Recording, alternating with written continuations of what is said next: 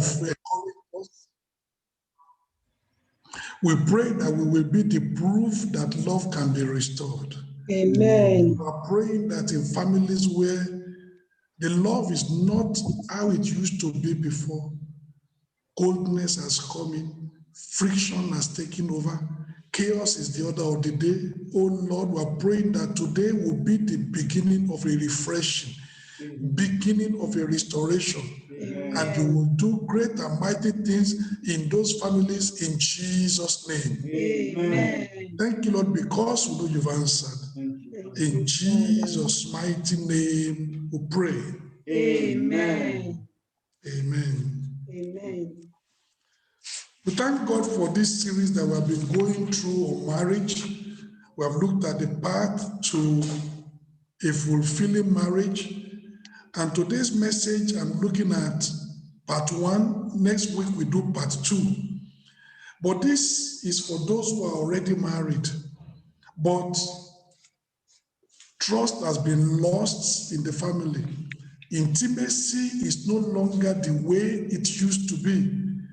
And we're talking about how we can recapture that lost trust and intimacy, whatever has caused the kind of rifts.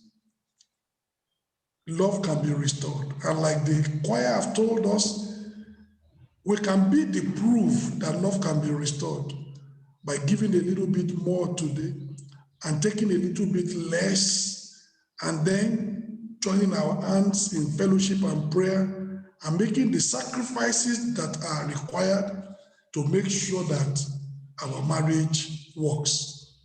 Recapturing lost trust and intimacy, part 1.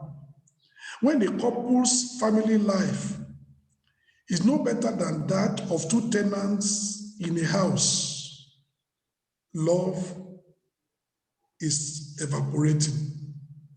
When the roots of intimacy have been destroyed, when the blooming flowers of love have withered away, and the stream of trust has been poisoned, the initial excitement that we had when we first of all got married, when it has turned into a present misery, honeymoon passion has turned into soulless indifference. When that happens, trust has been lost, intimacy is out of that family. Now, how do we get to this situation? There are many things that can lead to such a deadly situation like this. Number 1, show me a family where there is constant conflict and fighting. The fighting will drain the energy out of that relationship. You know, it has been said that it takes a lesser energy to love than to hate. Hatred and fighting takes so much out of you. Let me give you an example. If you have a bicycle that the chains have rusted, and when you ride the bicycle, you are putting in so much energy, but you'll be hearing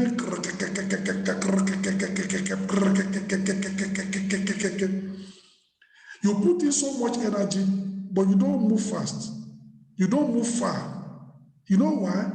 Much of the effort you are putting is destroyed in the rust, in the friction, in the chains. So it doesn't move you forward. But let somebody just buy a brand new bicycle.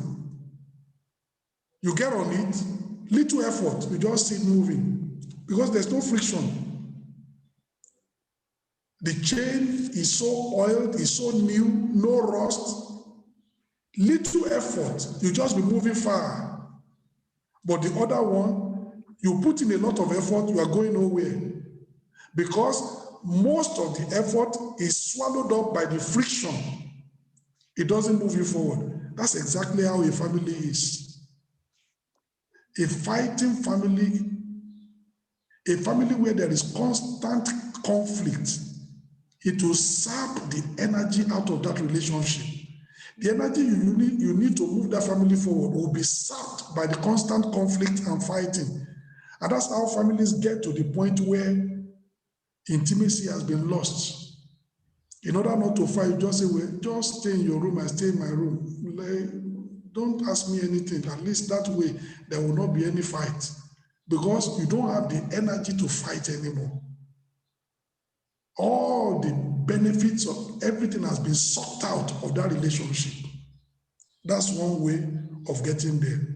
So constant conflict and fighting that saps all the vital energy of the relationship. Number two, when there is inconsiderate and oppressive attitude of one partner, it will sap trust and intimacy in the family.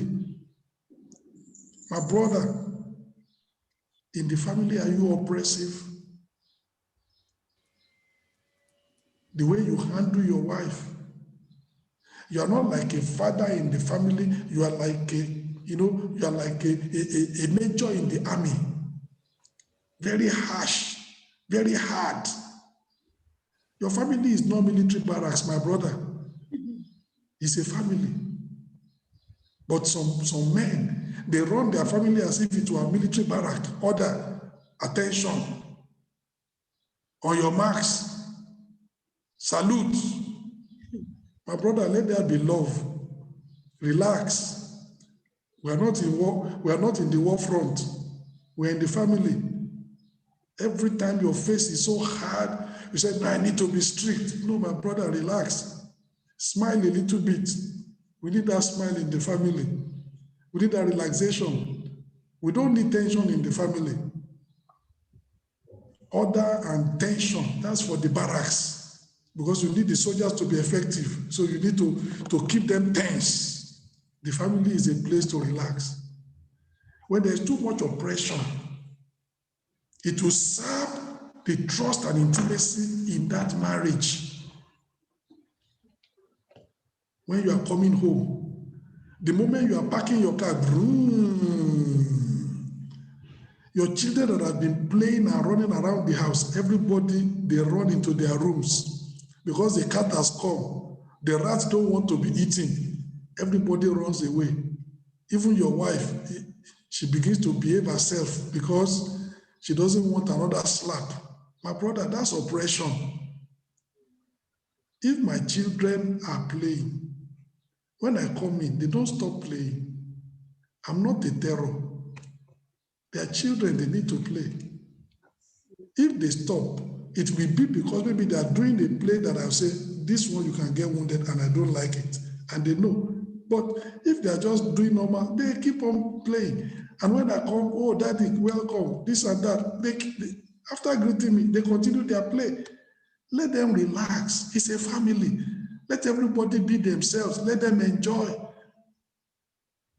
The family is a family, is not a military barracks.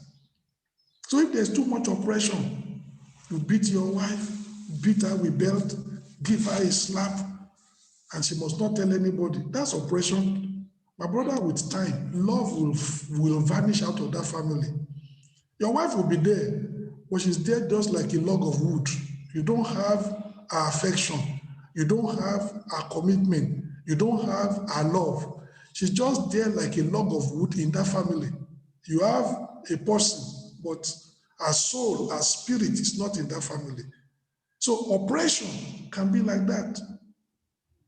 My sister, oppression also can come from women. It's not only men. Oppression can come from a woman. Don't be oppressive. Maybe your husband has done something wrong and he has already told you, I'm sorry. But that thing wounds you very well. You say, well, I know what I'm going to do.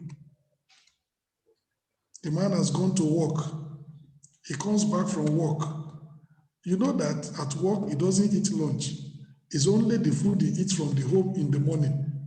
And you know that by the time he comes back, he's hungry. But deliberately, you will not cook. It's when he comes and says, okay, and what are you going to eat? And he has to wait for another 1 hour. But it's a way of disciplining him, telling him what you did the other time. I've not forgotten, I will suffer you. My sister, is oppression. With time, love is going to evaporate in that family. Sometimes it's a conjugal relationship. When it is in the night and the brother is saying, I love you, though brother, I've told you, it's not only when it's 10 p.m. that you say, I love you. I love you didn't say in the morning. I love you didn't say in the afternoon.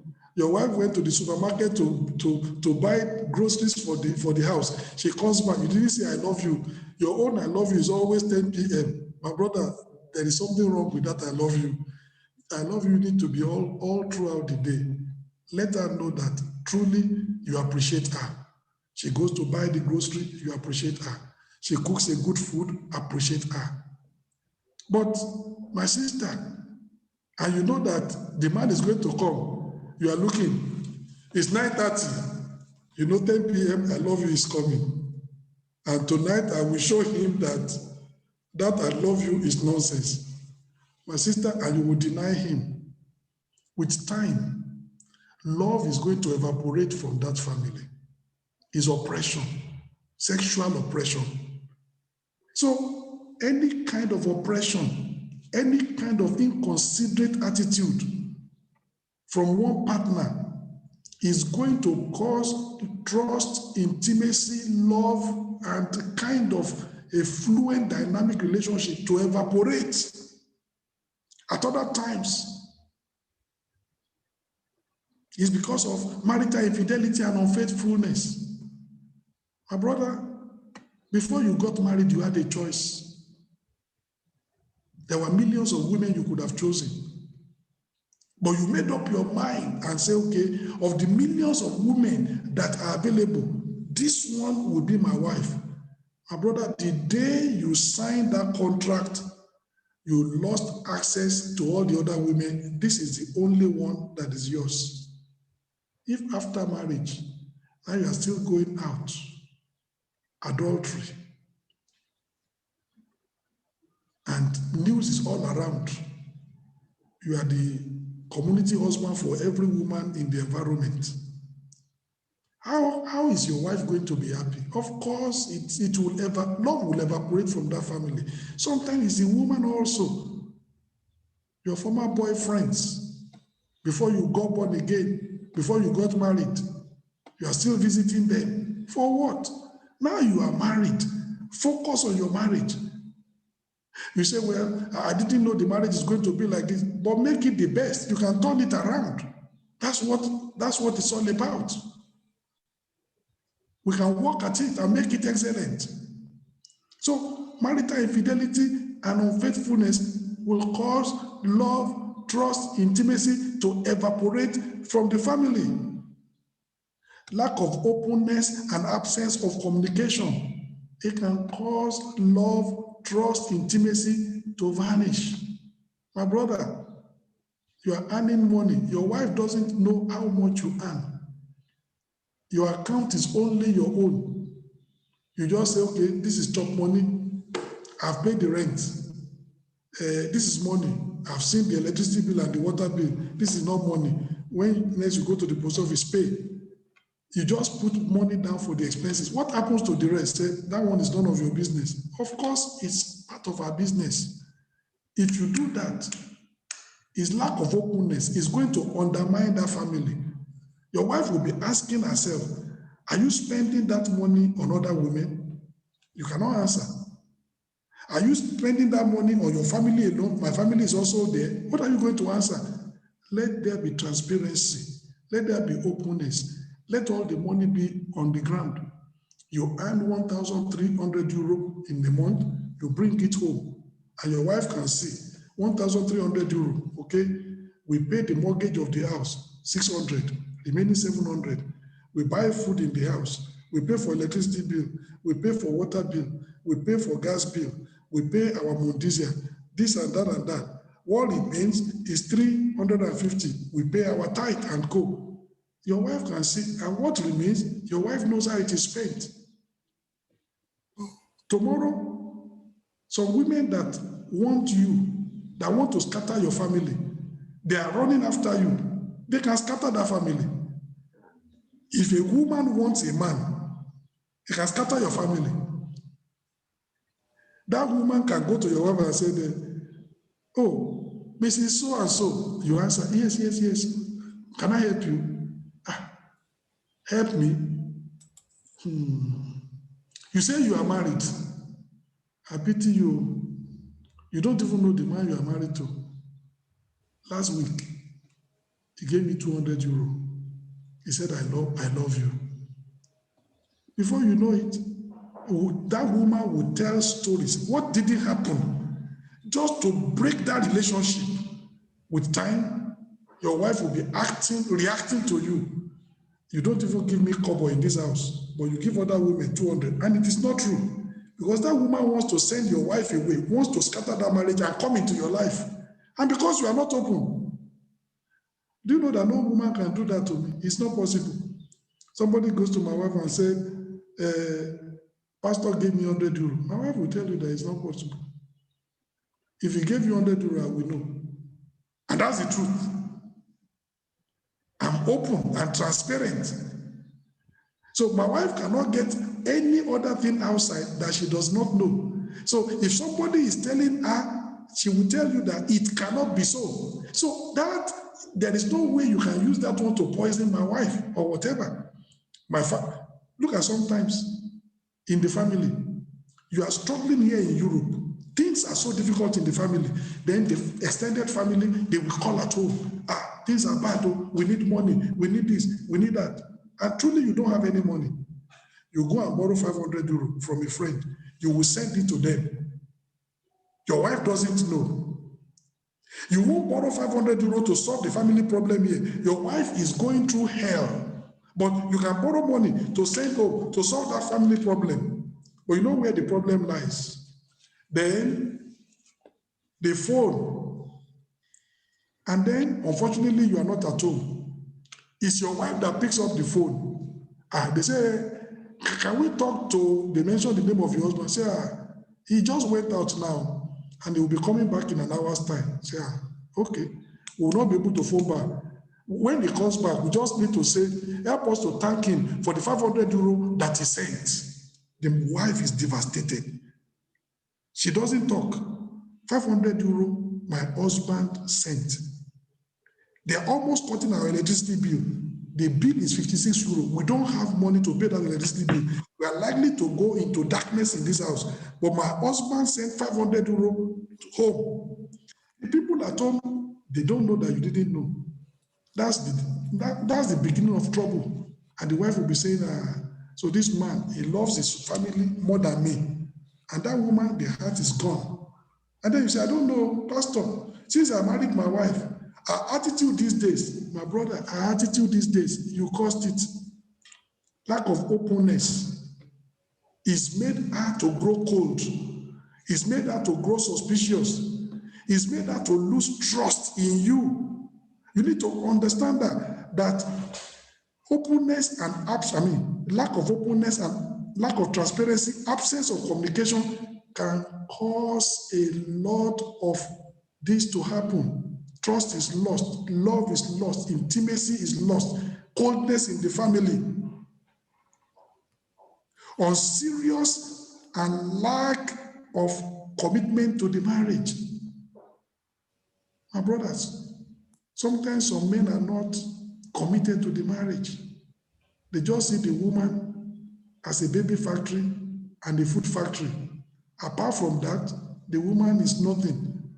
So if the woman is talking, apart from talking about babies and talking about food, the man is not interested. And the woman is saying, am I a sex slave in this house? Am I just a cook in this house? I don't have any value. And because of that, after some time, the woman also will just switch off and say, don't let me kill myself. Since this man doesn't want to recognize my value, don't let me kill myself. And that becomes her attitude. I'm not going to kill myself. No commitment. Everything is flat. And then you say, Pastor, I don't know. Since I got married, if you see the attitude of my wife, my brother, look at your attitude. How did we get to this situation? Is it because you are unserious in the marriage? Is it because you lack commitment to the marriage? And your wife can see this. And because of that, she also cannot be committed into a marriage that you are not committed into. She cannot be burning all the energy when you just sit down and you are not ready to put in effort to make that marriage to work. Some other times it's money problems. By the grace of God, we're going to talk about money. There's a message on managing money in the family. We'll talk about it. But that can create a problem. You know what? They did a survey some years ago. They listed the major problems that come in families between husband and wife, and they computed it. Do you know what they discovered? 70% of the problems between husband and wife relates with two things: money and sex. 70%.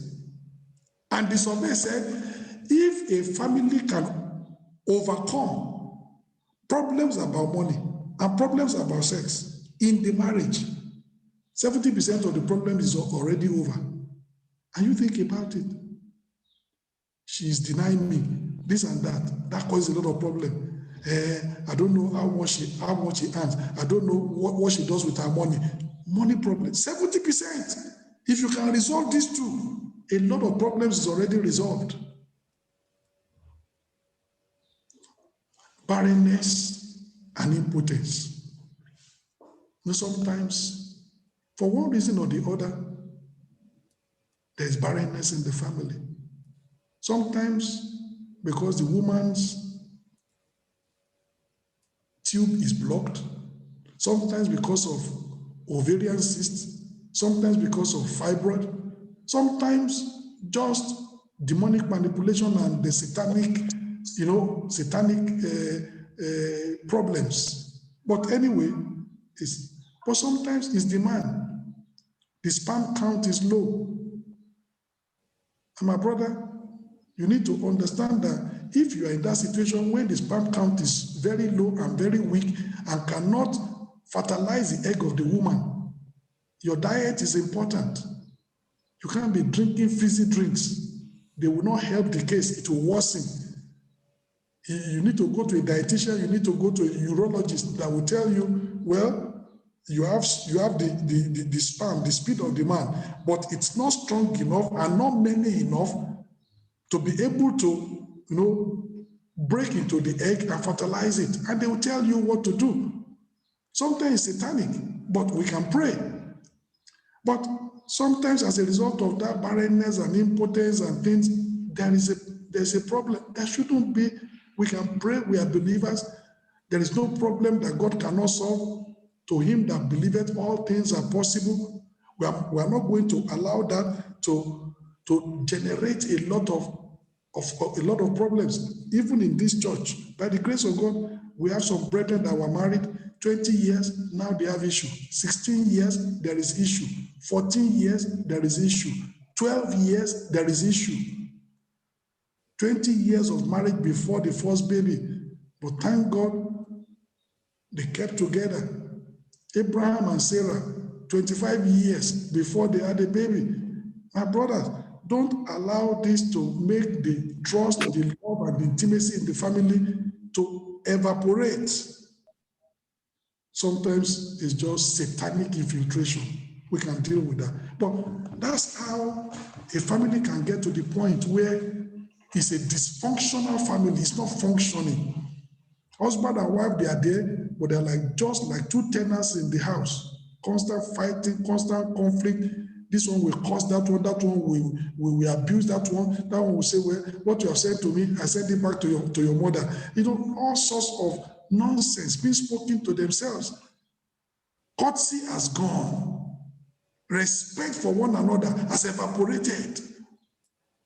You see the way they will talk to themselves. Say useless husband. Say you. I won't even call you useless woman because you are useless more than useless woman. They just talk anyhow. No more respect, no more love. Your partner has no value anymore. How did we get into this situation? You will know. Is it because of marital unfaithfulness, immorality, adultery? Is it because of inconsiderate attitude and oppression in the family? Is it because you lack the openness and the transparency in the family? Is it because there is, whatever has caused it, we can reverse it. Amen. And you can recapture lost trust and intimacy. And that's where we are today. So for those whose family, it's not the way it used to be when you met yourselves. My brother, I remember the day you met your wife. Even when your wife wears, and we can see the underwear, it goes a little bit longer than even the skirt she's wearing. And it's my brother, you didn't see it. It's all other people that will see that, look at how my sister is dressing. The underwear is already longer than the skirt. My brother, love covered your eyes. You didn't see it. You just loved her the way she was. My sister, sometimes you met your husband, the man, maybe he forgot, maybe one thing or so happened. He didn't comb his hair and he came out and people are looking at, why is brother so and so looking so rough? My sister, you didn't see that roughness. You loved him, even in the roughness, even outside. What has happened to that love? What has happened to that likeness? What has happened to that kind of bonding? That now everything is flat. You look at your husband, you look at your wife, there's no excitement. You just see another individual that is good for nothing over there. Why have you come into that situation? But today, God is bringing restoration. Amen. Today is a start of a new journey. Amen. You can recover, you can recapture lost trust and intimacy, and the Lord will do it in Jesus' name. Amen. Recapturing lost love, trust, and intimacy is possible, but it's going to require effort. Picking up the pieces together, rebuilding and repairing the foundation, reconstructing a new superstructure, all this takes real effort. It takes ample time, and it's going to be a lot of patience. Or if we are ready to supply that, we are ready to supply the effort, we are ready to give it the time it takes, and we are ready to be patient, you can recapture the lost trust and intimacy. I've counseled families where husband and wife, they were at the verge of divorce, at the verge of going to the court and signing divorce papers because they were tired. And then I started counseling. Today, if you see those families, the way they love themselves, the way they cuddle, the way they bond together, if they ever told you that this family ever had a problem, say it's not true. Oh, it was true. But they recovered, they recaptured the lost trust and intimacy. They went back. What attracted you to your partner in the first place? All the faults you are seeing today, why is it that you didn't see those faults when you met her? Why is it that you didn't see those faults when you met him? Because of love. You are now seeing those faults because love has disappeared. The things that don't used to be an issue with you before is now an issue, because love has disappeared. The Bible says love covers a multitude of sins. Love overlooks. We read it in 1 Corinthians chapter 13. Love will overlook a lot of mistakes. When there is no love, every mistake you will pick on it and you will criticize it. Why are we in the situation in which we are? Because trust, love, and intimacy, they've gone out of the window in those marriages. But today, God is saying we can recapture them.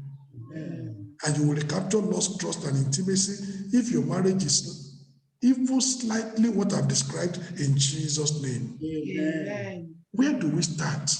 Number one, there must be forgiveness and practical love.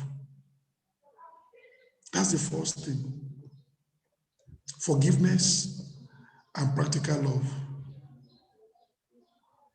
I've counseled families where the brother says, Pastor, I don't know I'm going to forgive my wife. If you know what this 1 year has been, it's been hell, Pastor. Say, what happened? Say, my wife has not allowed me to touch her for 1 whole year. Pastor, when I see other women, my body is moving, but I know that I'm a Christian, I cannot do anything. Pastor, it's like hell. It's like hell. 1 whole year, my head is scattered many times. Say, can I forgive that kind of woman? And I say, my brother, we're starting afresh. You need to forgive. Oh, my sister, things can be tough. My sister, if you don't give a man food, he may not mind. You don't give him food 1 day, 2 days, 3 days, he may not mind. But you withdraw yourself from him. It's like putting him on the cross like Jesus and nailing him in there. My brother, you are killing that man.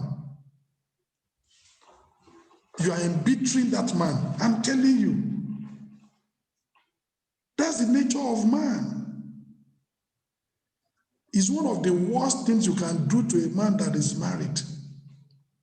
He may be able to easily forgive all because the man is going to be burning. And he's a Christian, he knows I cannot go outside.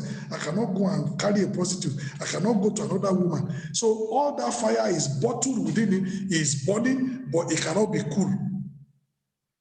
He will go to bed, he cannot sleep because the tension in his body, and he's going to work 4 a.m. in the morning. He will be rolling on the bed from one side of the bed to another side. You say it's the demon. It's not demon, no. It is the passion within that is not allowing him to sleep, and he will not sleep throughout. Then 4 a.m. he carries his bag, he goes to work. At work he will be dozing. How do you think that that man is going to? That's what has caused some of the problems that we have. But we need to start from the area of forgiveness. If there is no forgiveness and practical love, we can't recover lost trust and intimacy. So whatever might have contributed to the deplorable situation that that has happened, those things must be openly, frankly, and sincerely admitted and confessed to your partner. My sister, apologize to your husband for keeping your body away from her. My brother, apologize to your wife for ignoring her, oppressing her, beating her up all these years. Your wife is not a punching bag. She's meant to be your rib. She's taken from your rib to be loved and to be covered, to be cherished. Apologize. Domestic violence has no place in the Christian family. Apologize. Say, Pastor, if you know what she did to me, irrespective of what she did to you, your wife is not a punching bag. Apologize. Nagging your husband, it will cause love to disappear. Apologize. Go and see what your mates are doing. My sister, when you say that, you are killing that man. He just sees himself that what my wife is saying is that I'm inadequate. I'm not man enough. You are killing that man. Apologize. The way you have spoken, the way you have treated him, the way he has treated you. If there's been unfaithfulness, confess. I'm sorry for going outside to go and mess up. I'm very sorry. It will never happen again. Apologize. Don't bury anything under the carpet. There must be open, frank, and sincere admission of wrong. And then confession. Otherwise, there cannot be forgiveness without repentance. No. Admitting our mistakes and failures, honestly, is one of the most difficult things to do. You feel your pride is going to be hurt. How can I be apologizing to my wife because I ran after that woman? And she caused it now. When she denied me for 6 months, am I rude? My brother, that's justifying yourself. It doesn't help. If you're a believer, you are not rude. Yes, what she has done is not right. But 2 wrongs don't make it right. That she denied you is not the reason for you to go and mess up outside. 2 wrongs don't make it right. She was wrong, but now you are wrong. She should apologize for treating you like that. You should apologize for reacting like that, to go out and mess up. And that's what is difficult for many people to do. But if you are going to have a good marriage, you need to be able to admit you're wrong and apologize sincerely to your wife or to your husband. I'm sorry. It was not deliberate, or it was a mistake, but I'm sorry. Sincere.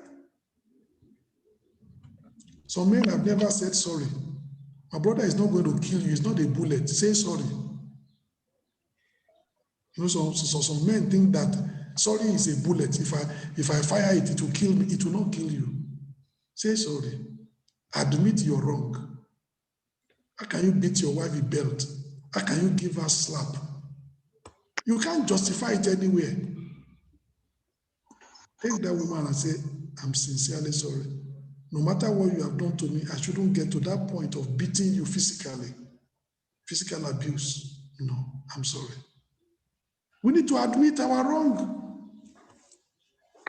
Very, very important. Admit your wrong. Openly, frankly, sincerely admit the wrong and confess to your partner. Then there is room for forgiveness. Then the heart can melt. Then the individual can say, okay, my partner wants to change. Let me give him a chance. Let me give her a chance.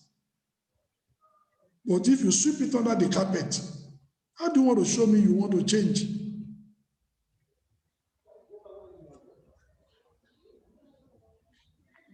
This is the only way to forgiveness and full restoration. You remember the prodigal son? The prodigal son said, I will go back home.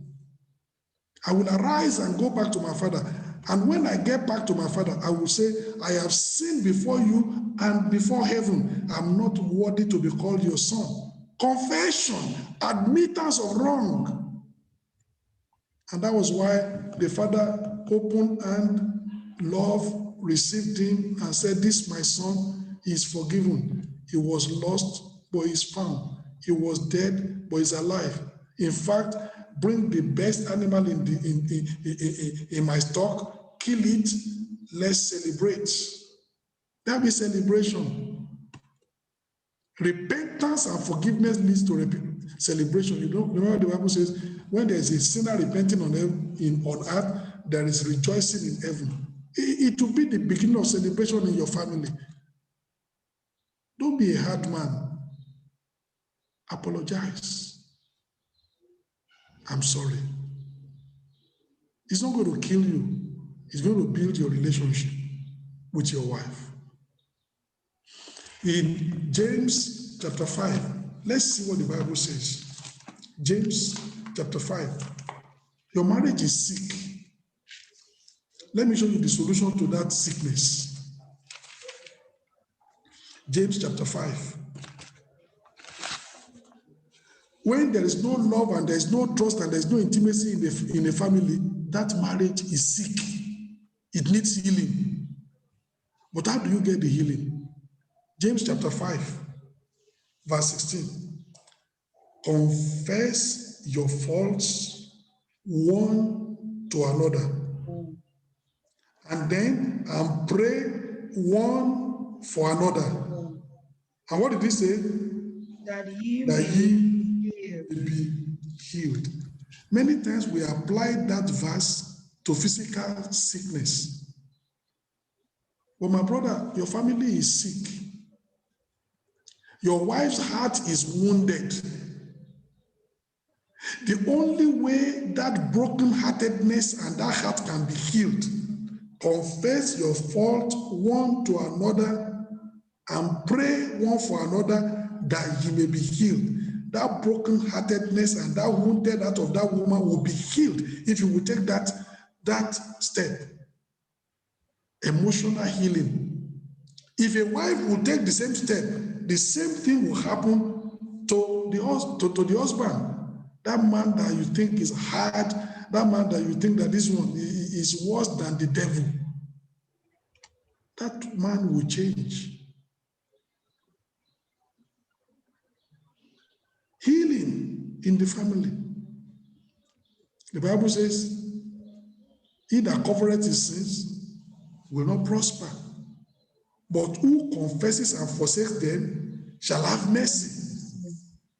The pathway to full forgiveness is that. You know, many years ago, there was a particular issue. A sister was doing restitution. You know, they were married, but they were in the world. It was much later that they came to the church. And these were a couple that every kind of party in town, they are there. Somebody is doing birthday party, they are there. Somebody is doing remembrance service, they are there. Somebody is washing house, they are there. Every party, they are there. Both husband and wife. Now they came to deeper life, they got saved, and things were going on. And later, the wife thought, I need to make restitution, even though my husband doesn't know. So the woman called the husband and said, my husband, when we were in the world and we used to go to those parties, I messed up. You don't know, but the guilt is eating me up. I cannot continue. I need to confess and I need to tell you. If you see how this brother, the whole house is going to burn down, you know, I had to come in as a pastor. You are not going to know. This is transparency. She's no longer doing those kind of things, this and that. Eventually, by God's grace, we sorted out that problem. Not knowing the brother has also done the same thing. Now, the way he has reacted is now making him feel guilty. How am I going to tell my wife that I wasn't a saint? Eventually, one day, someone had the courage to tell the wife. The sister landed in the hospital. The shock. Because the sister could not believe that the way my husband reacted, when I told my own, I thought he was a saint. So, the shock, the sister landed in hospital. She was in hospital for some time. But today, if you see that family, if they told you that things like this ever happen, you can't believe. The love, the commitment, the serenity. Oh, wonderful family. I'm telling you, you can recover lost trust and intimacy, but there must be frank and open admission of wrong, confession. You must ask for forgiveness from God and forgiveness from your partner. You have beaten her. God is not happy with you beating your wife. You need to apologize to God, but you need to apologize to the person you are beating, because it was not God you beat physically, it was your wife you beat physically. She needs your apology. But you need to apologize to God also, because you beat God's daughter and God is not happy. Complete and open, frank admission of wrong. All the things I've mentioned that can lead to a dysfunctional family, you need to repent. The way you've been treating money, your wife doesn't know anything. She's just a stranger to family finances. You just give her, this is job money, and this I've paid the rent already, don't worry. And this is money, I've seen the bill, you pay the bill. How you spend the rest, she must not talk. My brother, you need to apologize. It's one family, two have become one flesh. That woman needs to know how every penny is spent. She has a right to know. She's a right in that family. You need to apologize. You know, sometimes some brethren will come and say, Pastor, I wish my wife is like your wife. And then I ask him, are you like me? You don't want to be like me, but you want my wife to be like I mean, you want your wife to be like my wife. It's not a one-way track. If I oppress her, if I'm inconsiderate, if I'm not transparent and open, you won't see a woman that you see today. You will see another woman, because all those behavior will turn her into another woman. So what you are seeing is not just one-way track, not a case of, Pastor, I wish my wife is like your wife. Are you like me? That's important. Work on yourself. Your wife will improve. Very, very important. Forgiveness. That's where it starts. Following this, there must be full and complete forgiveness. My sister, if your husband comes to confess and says, I'm sorry, I've been beating you, but I'm very, very sorry. No, you need to forgive. My brother, if your wife comes and says, I'm very sorry for denying you, for a long time, I don't just feel like every time you come near me, I just feel irritated. But I'm sorry. My brother, you need to forgive. There must be full and complete forgiveness. Remember, we are starting afresh. Remember, we are rebuilding. Remember, we are trying to recapture lost trust and intimacy. A new chapter is opening. The mistakes and failures of the past are pushed behind us after confession, after admission, and after repentance. We must not let the past embitter the present. That's what many of us are doing. You have let your past, the way your wife behaved to you in the past, that's the way you are, that's what is making you to react to her like the way you are reacting to her, in hatred, in harshness. You have allowed the past to embitter the present. That's very bad. Don't allow the past to embitter the present. Two things. If you write down better, how do you spell better? B-E-T-T-E-R. How do you write bitter? B-I-T-T-E-R. What is the difference between better and bitter? It's only one word. E or I? The I. E, the word I comes in. Okay. Do you know what? It is not the problem of what happens in your past, it's how you treat it, how you take it. What happens in your past can either make you to be better or can make you to be bitter. You supply that. And you can make up your mind that I'm not going to be bitter. I will not allow my past to embitter my present. I'm going to be better. I'll tell you a story. There was a man. This man was so wicked to the wife. True story. Very, very wicked to the woman. To the point that he doesn't even want to see the face of the woman. When he comes in, the woman has to go out. He doesn't want to see the face of the woman. When the woman cooks, is when he's not in the living room, the woman will go and serve the food on the table, and then the woman will tell him the food is ready, but doesn't want to see the face of the woman, and the woman will be gone. Very, very wicked. But this woman decided, I'm not going to allow this man's action to embitter my life. I want to live a happy life. I want my heart to be normal. One time, this man had an accident, and he lost his 2 eyes in the accident.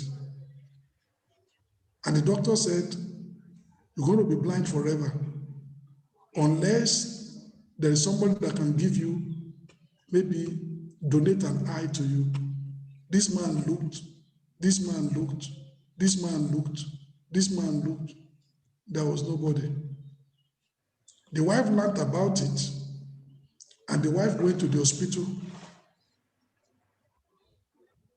Take one of my eyes, I can still see with the other one, and put it in his eyes so that he can see.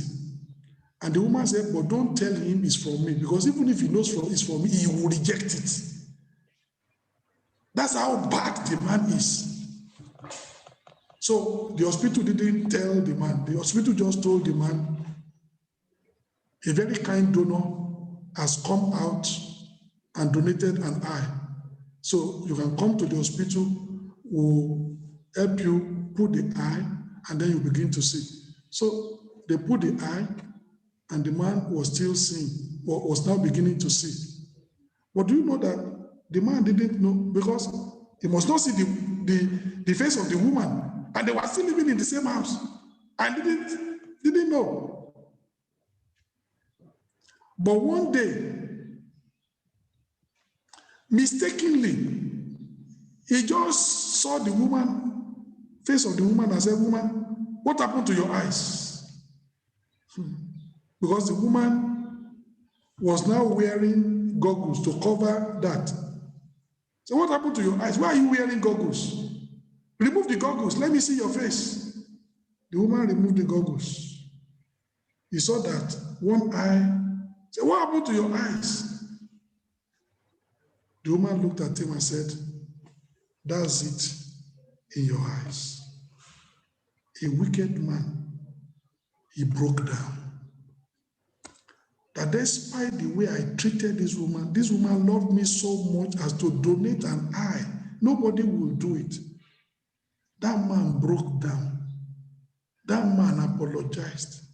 That man repented. That man wept like a baby. I'm sorry for all the way I've treated you. Oh, I'm so much of a bastard. How can I have treated you like this? Even with all that treatment, you allow your one eye and you gave it to me. From that day, that man became tender and changed. You know why? That woman refused to allow her past to embitter her present. Why is there so much hatred and friction and fighting in the family? Many are allowing their past to embitter their present. Life is so short. Why do you want to spend it fighting? Enjoy your life. Why do you want to spend it in conflict? Enjoy your life. That's a story.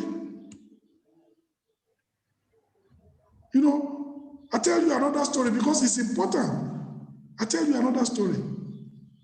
There was another man that was married, very oppressive man. When he comes back from work, he's going to check everywhere. Did you sweep the house today? Did you clean this one? Did you do this one? Did you do this one? Did you do that one? And the woman always does. Always does. From morning till evening, we clean, we do things, we do things, we do things.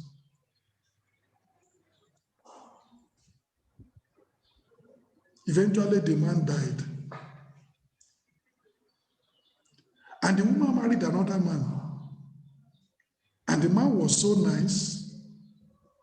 But you know, the woman still continued in the same way because it has become like a routine. She's become like a robot. That is why we say, you don't need to clean. You cleaned the house in the morning. You cleaned it yesterday. And there's no dust here. So why are you cleaning again?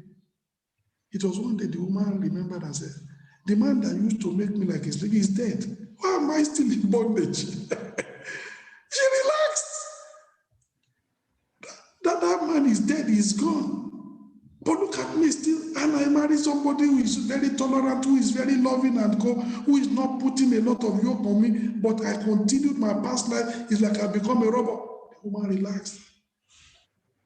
The woman loved that new man more to say, I'm now realizing the difference between the life I used to live and this one. My brother, you can make your family the way it is. You know, again, that woman also did not allow the past to embitter her present. That's why even though she's now married, she still continues to do what she used to do, even though the new husband is not demanding it. It's become part of our life that let me just do what I need to do, but enjoy my life. I pray that there's going to be restoration in families today. Amen. Wherever love has been going, evaporating, that love is coming back in Jesus' name. Amen. Wherever trust has been lost, that trust will be recaptured in Jesus' name. Amen. Wherever intimacy has gone out of the family, that intimacy will blossom once again in Jesus' name. Amen. So let there be full and complete forgiveness. Let a new chapter open. The mistakes of the past and the failures of the past, push them behind you. Don't allow your past to embitter your present. Learn to forgive and move on. Forgive as God, for Christ's sake, has forgiven you. How did God forgive us? Fully, freely, completely. How should you forgive your wife?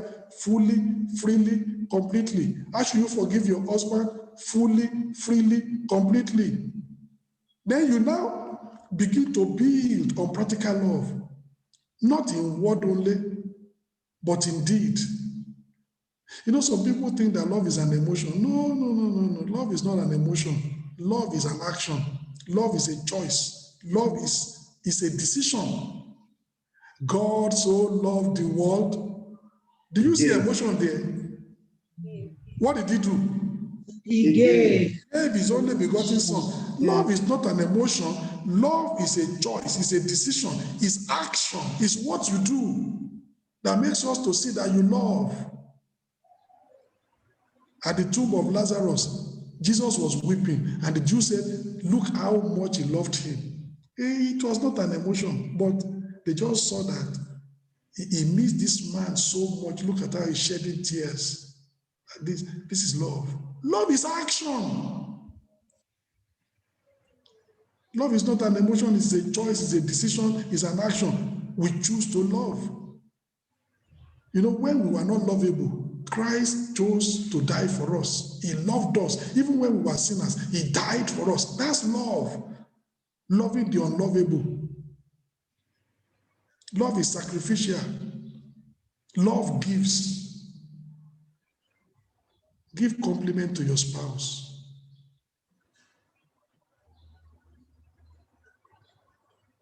You know, my wife is almost 60 now. Sometimes when she finishes dressing, say, wow, you look like 25. You look at me and smile. and I meant it. I'm not pulling her legs. I just meant it. You look at her, she just looks fresh, like 25-year-old, and yet almost 60. Say, wow, this is a wow man. Some men will look at her and say, this is a whoa man. And she will show you the whoa. She will show you the pepper. Amen. Amen. Appreciate the woman. Give compliment. People will say, when you compliment a woman, her head will swell. Let it swell. If the head is going to swell, let it swell.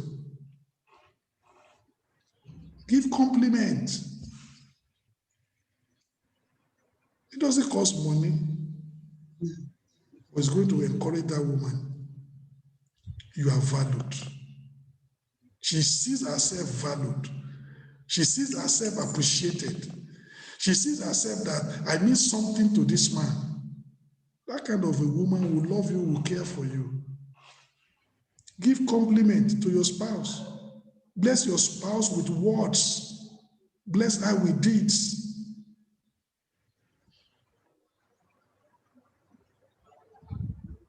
And every time, sometimes when my wife, clocks her birthday, I write a poem. And I don't just write a poem that is okay, whatever comes to my head. I labor over it. I make sure that the poem is very good to celebrate her, because she's worthy of being celebrated. Do the same. Let your wife know you value her. Let your husband know that you value him. Compliments. That's part of it. Build. Practical love. I pray the Lord himself will help us in Jesus' name. Amen. And number 2, faithfulness and pure living. Where trust has been lost, especially as a result of shady living, leading to suspicion, there is a necessity to pledge faithfulness and to walk righteously. I've never for once go and look into the bag of my wife. For what? I trust her and I don't have any problem about that. Some men, when the woman comes home, if the woman goes out to go and buy something, then they will open the bag. My brother, what are you looking for? You're expecting to find condom in the bag of your wife. You're expecting to find other things in the bag of your wife. You're expecting to find something on her phone. Suspicion. Some women, when the husband comes, they'll go and be smelling the coat to see whether they're going to smell, the smell of lipstick. It shows a dysfunctional family. Pledge faithfulness and pure living. If you have lived in a way that makes your wife to be suspicious, live in a transparent way. If you say you are going to A, let's find you at A. If you get to A and what you have gone to look for at A, you didn't find and you went to B.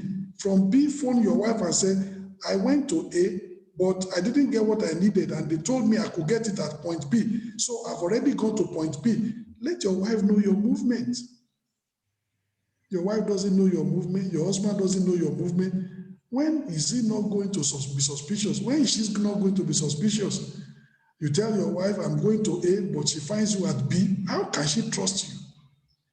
Let there be transparency. Don't let any shadiness be in your life. Very, very important. My wife phoned very early this morning. I said, I phoned you on Friday. I didn't get you.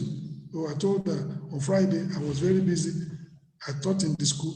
Then apart from that, I was with the notario in the evening. In the afternoon stroke evening. When I came back from the notario, I had to rest, prepare for the night vigil. And so that's why you couldn't get me. Very important. But some husbands will feel, why do you want to know everywhere I am every time? Am I your boy?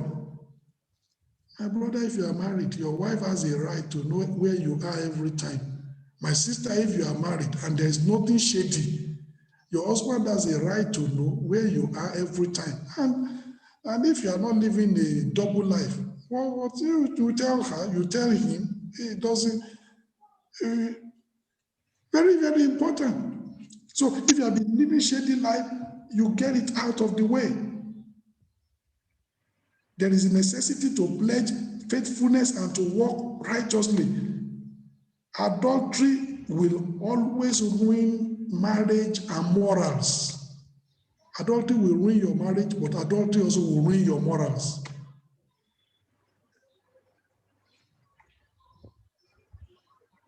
Only your spouse should be your confidant. There are some men, they are married, but there are other women outside that know what their wife doesn't know. You will get into trouble. Before you know, you'll be committing immorality with those women. You're too close. Only your wife should be your confidant. Keep yourself pure. Why are you so intimate with another woman outside? What your wife doesn't know, she knows. She can tell the story of your family. 1/4 of what she knows, your wife doesn't know. My brother, you have a problem. And you are going to get into real serious trouble. Only your wife should be your confidant. Keep yourself pure. Keep other women the way they are. They are outsiders, and they are outsiders. There are many wonderful sisters in the church. I praise God for their lives, but they are not my wife.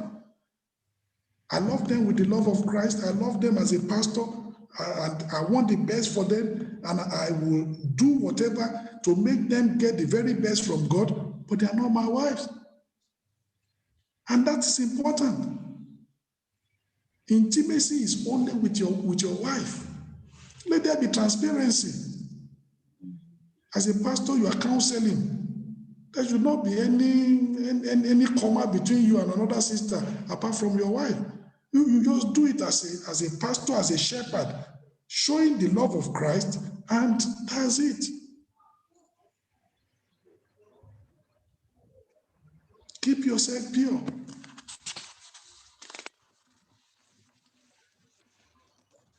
No, the fire that unfaithfulness kindles, it burns like hell.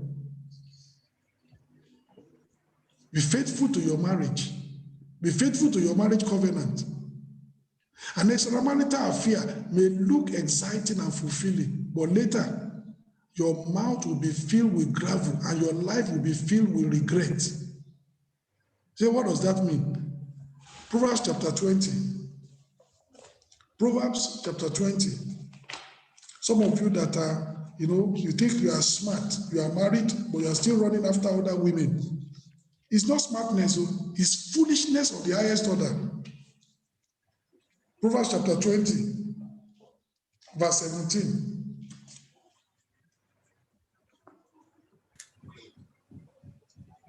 This bread of deceit is sweet to a man.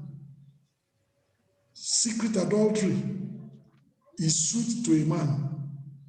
You think that you're having an extra, you have it with your wife, but also you're having extra enjoyment from other women.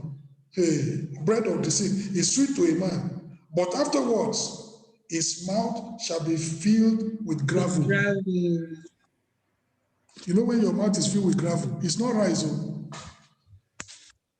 When your mouth is filled with gravel, it's not cornflakes. Can you eat gravel? No, sir. Your mouth will be filled with gravel. Your life will be filled with regret. 5 minutes of gain, a lifetime of pain. That woman will chase you. That woman, go and look at men that have gone outside. Oh, the woman will say, so you want to use me and just dump me? You don't know who I am. I will show you, Pepe. And the man is running from pillar to post. Are you like this, Aduke? Say, don't call me Aduke. You want to use me and dump me? I will show you who I am, my brother.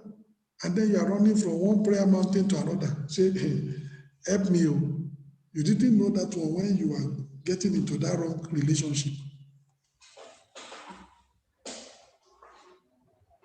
Your mouth will be filled with gravel, your life will be filled with regret. Never try it. Your house will be burning, but you yourself, you'll be going through hell. No peace at home, no peace outside.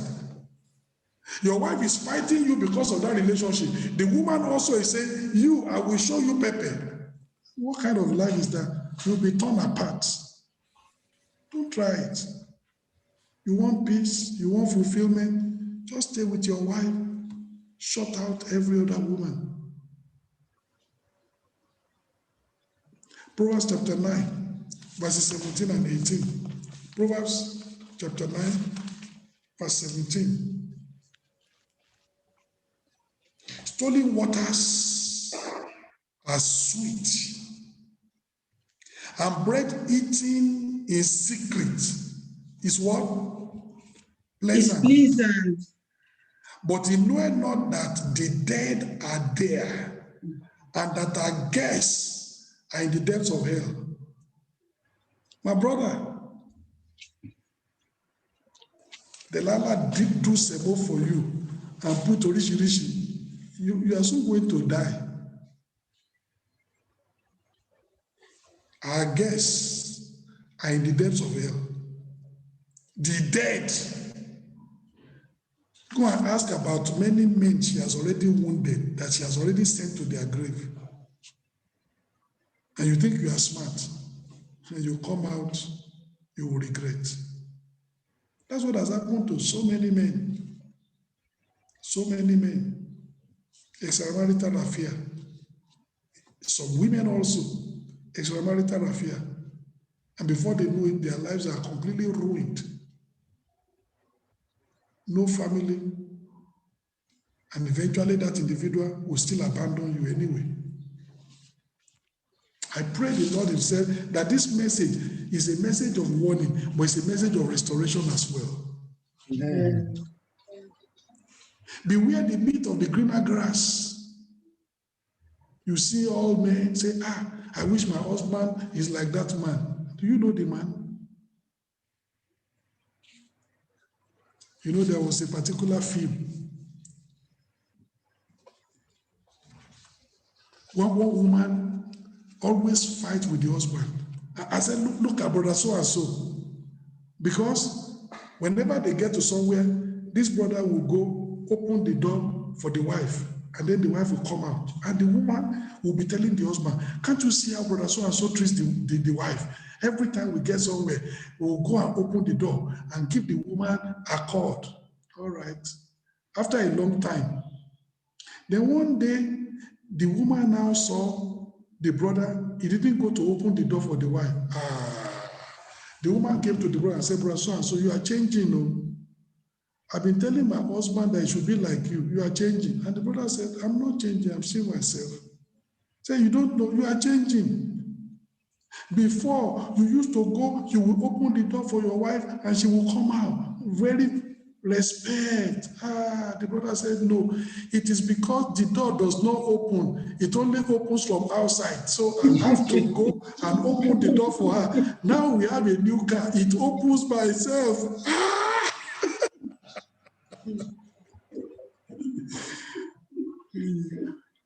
You are building your life on a virtue that is not there. You think it's because the man loved you. It's because the door cannot open from inside. So every time when they get to somewhere, the man has to go and open the door from outside for the woman to come out. He said, but now we have a new car. The car can open from inside. So why should I need to do that? But she thought it was a virtue. Oh, you think that the grass is greener somewhere else? Look at brother so and so, how he treats the wife. Do you know him? You see the two of them smiling in the church.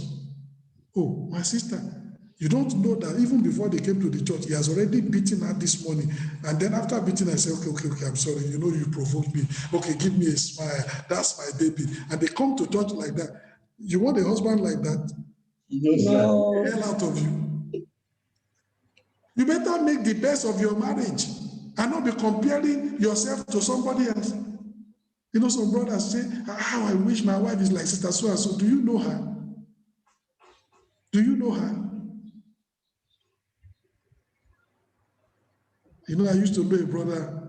Oh, God bless that brother. The wife is like an angel in the church. But those who are close to that brother, they knew. Many nights, that brother is going to sleep outside in the car because the woman was like a tiger in the house. But in the church, she's like a beautiful angel. But in the house, but you will never see it. That brother will never complain. That brother will never tell anybody. He's taking it. I married, unfortunately, but I'm going to go to heaven and the Lord is going to help me. And then somebody will be seeing that sister in church and say, I wish my wife is like that. My brother, you don't know how. You don't know her. So beware the meat of the greener grass. Godliness with contentment, the Bible says, is great gain. Let your lifestyle and work be believable, be open, be transparent. No skeleton in the cupboard. Everything is open. You are so transparent with money, transparent in your relationship with the opposite sex, transparent even your relationship with your family. Your wife knows exactly. My wife knows exactly my interaction with my family. I know exactly our interaction with her family. If they ask her money, she doesn't give. She will tell me, and then we'll decide, all right, since by God's grace we have this and this, let's be able to help. Let's give them this. So when she's doing, she does with my full consent, not that she does it at the back. So nobody can use anything to manage. Be transparent and open. You are married, you have become one flesh. You have bought land, your wife doesn't know about it. My sister, you have bought land, your wife, your husband doesn't know about it. The day that person knows about it, the person trust is gone, because she'll be thinking, if my husband can buy that land since 10 years ago and I don't know, what else has my husband done that I don't know? Trust is gone. That woman will never believe you. If you say it's only that one, she will say, it's only that one. But in 2 years' time, when we are beginning to see another one, then they will have excuse for that. She will never believe you. Be transparent. Say, I want to give her a surprise. That surprise will turn out to something else. Be open. Be transparent. There's no secrecy. No secret bank account. No secret land. No secret house. No secret this. Be open. Let your husband know I'm for you. Let your wife know I'm for you. We are together, and this is who we are. That's the only time you can get the full 100% commitment of that individual. But when you begin to secret account, the secret this and that, the woman will be thinking he's putting it aside so that at least if I go away, he will not be a loser. Very, very important. You know what the Bible says? Righteousness exalts a nation, but sin is a reproach to any people. Righteousness will exalt, but sin will bring reproach, sin will bring guilt, sin will bring God's judgment upon you. So the next thing, if you are going to recapture lost trust and intimacy, is that you must be faithful. There must be pure living, transparency, honesty, full commitment to your marriage. The things you used to do, you do them no more. The friends you used to keep that used to corrupt you, you do them no more. Maybe your friend will say, don't worry, we know how to do it that our wives will never know. The house of another third friend, that's where they're going to take ladies and mess up. When you are repentant, you say, no, I don't do that kind of practice anymore. Anywhere I go, my wife knows. You don't become woman rapper. My brother, you better become woman rapper and be fulfilled. Rather than to be going after all these eggheads that they think that they are smart, they don't know that they are foolish.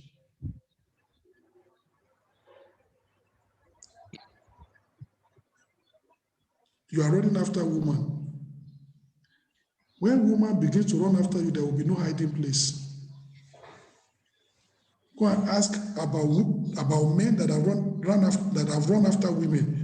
When those women turn around to run after them, there is no hiding place. You will regret your life. When in the morning, in the afternoon, in the evening, will put you stress, tension. You will regret you ever met that lady. Stay with your wife. Stay with your husband. Be focused. The two of you be committed of raising a family. You remember what the choir told us? That by the grace of God, we can be proved that love can be restored. And I pray your family will be a proof that love can be restored, that trust can be restored, that intimacy can blossom once again in Jesus' name. Amen. And last point for today, forbearance and a patient lifestyle. It's not going to happen in a day. We are going to pray, but it's not going to happen in a day. It takes 18 years to raise a child to become an adult. You cannot fast track it. It's going to take time. It takes 9 months for a woman to carry a pregnancy and give birth. Somebody says, but I want to do it in 1 month. You can't do it. The process needs that time. And it takes time. For a family that has been dysfunctional, where love, trust, and intimacy have evaporated, for those things to come back, it's going to take time, but we start somewhere. That's where you need forbearance. You need to be patient. When you grow corn, harvest is coming, but it's not going to come tomorrow. It takes some months. The farmer is patient. He will patiently wait for that harvest. We are starting today, and lost intimacy will be recaptured. It's going to take some time. It needs patience. It needs forbearance. Working your way out of marital frustration into conjugal fulfillment takes time and it takes effort. Your patience, your forbearance, your long suffering will be sorely tried. Parents do not react in anger.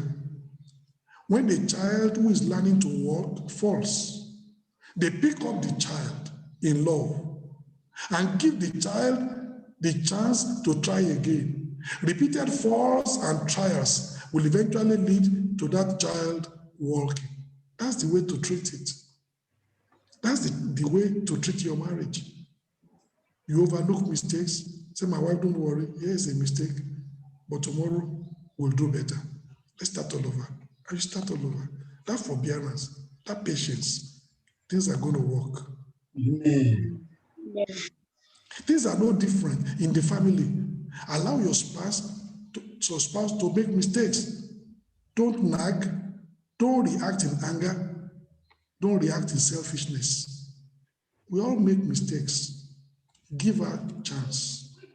She's made a mistake. It's not the end of the world.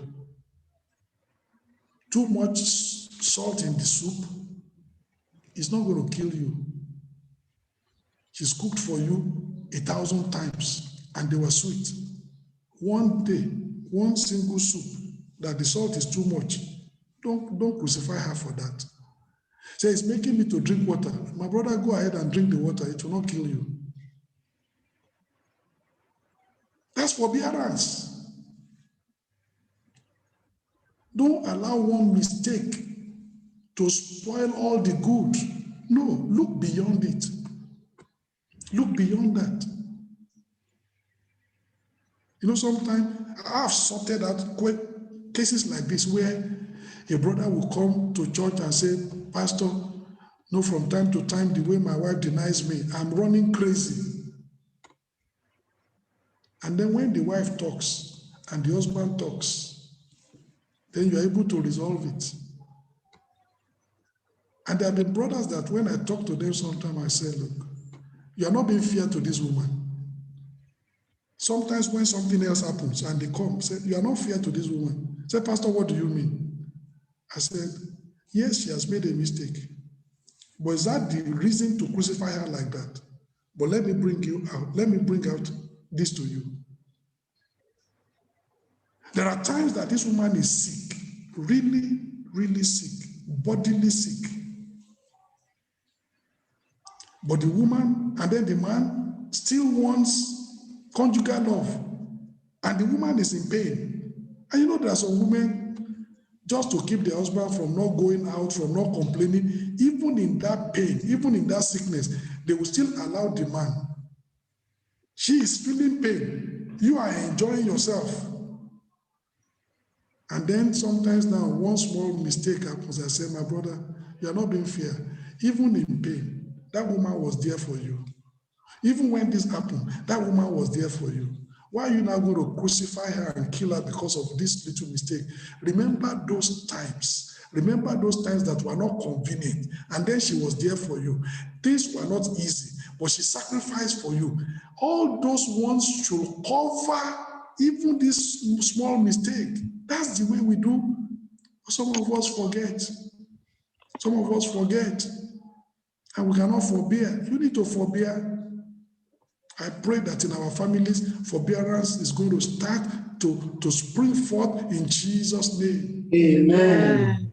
So allow her to make mistake. If your husband makes mistake, it's not the end of the world. Don't crucify him because of that. Don't say all sorts of things. Go and look at your friends. Is this the way your friends do? You are killing that man.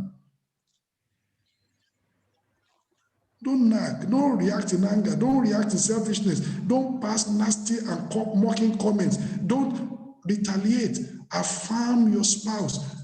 Encourage him. Encourage her to try again. You can see how Adam affirmed Eve. This is bone of my bone, this is flesh of my flesh. She shall be called a woman. Adam was excited. Affirm your husband, affirm your wife. Much practice will eventually help to overcome all this kind of limitation. You know, let me tell you something. Sometimes you find some brothers who are not, you know, sometimes you have a marriage where the man is just very, very down, not depressed, but he's a person that if he has a relationship with the woman maybe twice a month, he's okay. He's not. Unfortunately, he married a woman where even when that one was in secondary school, it was twice a week. The body has been used to that. And then now got married. And the man, twice a month is okay. And the woman says, no, go and look at what your mates are doing. Am I wood? I'm just in this house. My sister, that's not even the way to solve the problem. If you begin to react to the man like that, you are killing him. It will reduce from 2 to 1. Eventually, it will evaporate. The self-esteem of the man is being killed, that you cannot function, you cannot perform. Eventually, is it twice a month? It will reduce to once a month. Eventually, it will disappear. And the man doesn't have any. You encourage him. Say, my husband, you know, I also, you know, I'm a woman. And there is a way you can encourage yourself, and the man can increase the frequency with joy. He will even, what I'm trying to say is that some of these things that create a lot of friction, a lot of problem, does not have to. It's the way we relate with ourselves. It's the way we relate with ourselves. Some brothers will come and say, my wife is too frigid. You know, what is frigidity? Frigidity is when a woman is too tense. You know, the woman is not releasing herself. So even when the man does anything, he doesn't enjoy it because the woman is just like wood on the bed. It's emotion now. If you treat the woman harshly, the woman is not herself. But when you treat the woman with tenderness, you treat the woman with love, with compassion, with appreciation, with consideration, that woman, all the nerves, everything will relax. Everything will relax in your hand. She will not be frigid. Say, I don't know, this demon, there's no demon to cast out. It's you. You need to change. A woman is like a rose. When the conditions are right, she opens up and she blooms. When the condition is not right, she closes up and remains green. You never see the beauty. A woman is like that. So much depends on you. Be forbearing, be loving, be patient. Forbearance and patience are needed while the rough edges are getting smoothed out. And they will be smoothed out. But you need forbearance. You need patience. You need to be able to overlook things. Your wife is helping you to iron one of the shirts that you love best. And unfortunately, the shirt got burnt. My brother, is not the end of the world. We can throw it away. You can buy another one. Even though it's one of the best shirts you love, don't crucify that woman for that. Don't create conflict and confusion in your family as a result of one shirt is burnt. And you don't even know how to iron. And you have been married. I've taught you several times. How can you be so dumb? My brother, how can you talk like that? That woman will be depressed. It's cloth. It's cloth. Your wife is more valuable than that shirt. It's a mistake. Is it deliberate? No, it's a mistake. You could have made that mistake. If you were the one ironing and that shirt got burned, will you beat yourself? Will you curse yourself? You won't. Why are you doing that? And those are the little things sometimes that happen in the family. This one happened today, another happened two days, another one had happened 2 days ago, another, and they now accumulate. And before you know it, there's so much tension in the family, so much stress in the family, so much frustration. There is no love, there is no trust, there's no intimacy. We just live like two tenants in the house, and there's like, well, even I'm tired of this marriage. I'm not tired of my marriage. I praise God for the marriage. I'm so fulfilled in the marriage. You know, one time I didn't even know. You know, when my wife goes to the UK and she comes back, sometimes some students said, anytime Adriana comes, Pastor is always smiling around. And I didn't. You know, the students, they said, anytime Adriana comes back from the UK, Pastor is always smiles all around the place, go to the clean, do everything, just smile. You are wondering, I love my wife. I get fulfilled. Her presence brings me joy. If it's not for necessity, going to the UK, working, you know, in order to be able to support the school, send money every month in order to be able to support the church, you think I want my wife to get away from me? No. I want to be with her 24 hours of the day if possible. I love her that much. And I feel fulfilled and relaxed anytime she's around. So I didn't even know. And the students were saying, but we noticed that any time that Adriana is around, Pastor is always overjoyed, always smiling all around the place and go, you know, and then it came to my notice. It's just normal. But I'm praying that that kind of a thing also will happen in our families. Amen. I want to see it in every family. Amen. That you are so relaxed with one another. You know, life, you just say, when you see your wife, when you see your husband, you don't even care what is happening in the world. Chaos in the world, chaos everywhere. You are just relaxed and fulfilled. That's the way it should be. The family becomes an haven. The family becomes a place of joy. The family becomes a place of fulfillment, not a place of frustration, not a place of I am tired, not a place of I regret the day I married you. Oh, I bless the day I met my wife. I bless that day. Some people are cursing the day they met their partners. Those are people that have frustrated the marriage. When you have fulfilled the marriage, you bless the day you met your wife. You bless the day you met your husband. And I'm praying that the Lord is going to turn things around in Jesus' name. Amen. Let's rise up and pray and tell the Lord that He will help us. He will help us. He will help us. He will help us. Recapturing love, trust, and intimacy, that the Lord will help us. We will recover, we will recapture lost trust and intimacy. The Lord will do it. He will do it in your life. He will do it in my life. Jesus' name, Father, Lord God in heaven, this is my home, oh Lord God in heaven, that all the ingredients of love will be poured upon our homes in Jesus' name. That, oh Lord, with our spouse, we continue to live happily. Let's pray that where love has evaporated, God will bring that love back. God will bring that trust back. Intimacy will blossom once again. Houses where there is conflict and frustration, God will wipe out that frustration, wipe out all those things, and God will make it that restoration will happen. Every form of frustration. In Jesus' mighty name, we pray. Amen. Heavenly Father, we thank you for this series we are going through, very practical in nature, and iron is sharpening iron, so that a friend's countenance can sharpen the countenance of his friend. We're helping one another to improve, to get the very best out of marriage.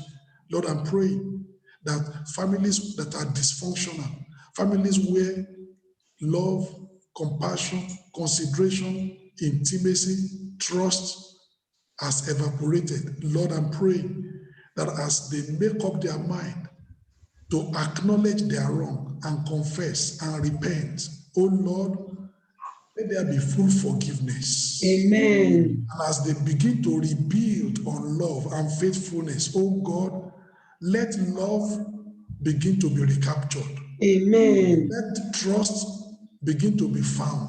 Amen. Let intimacy start to blossom in Jesus' name. Amen. Lord, I pray that our families will be places of fulfillment and not places of frustration. There Amen. will be places where love is blooming, not where hatred is thriving. Amen. Our families will be places where we are fulfilled, not where we are frustrated. Amen. I'm praying every form of stress, every form of frustration, every form of conflict, oh Lord, that has befallen many families, let them be wiped out in Jesus' name. Amen. Let there be a fresh start. Let Amen. there be a fresh beginning. Amen. And the love that they used to know when they first of all met themselves, it used to be fresh, it used to be deep. Why now that is so shallow and so artificial? Oh Lord, I pray every form of shallowness and artificiality, they will be wiped out in Jesus' name. Amen. Let love be real and deep. Amen. Let intimacy be wide, oh Lord, and deep. Amen. Oh Lord, I pray that all the ingredients that makes for a lovely family, let it begin to be introduced into families where those things are not as at now functional in Jesus' name. Amen. Thank you, Lord, because we know you've answered. Thank you, And where Father. there are satanic infiltrations, oh God, I pray. I take authority over every satanic infiltration in any family where the devil is just causing a storm in a teacup. I bind that evil spirit, I bind that evil manipulation, and I say, peace be still in Jesus' name. Amen. Every satanic storm in any family, I take authority over that storm. Peace be still in Jesus' name. Amen. Thank you, Lord, because we know you have answered. In Jesus' mighty name, I pray. Amen.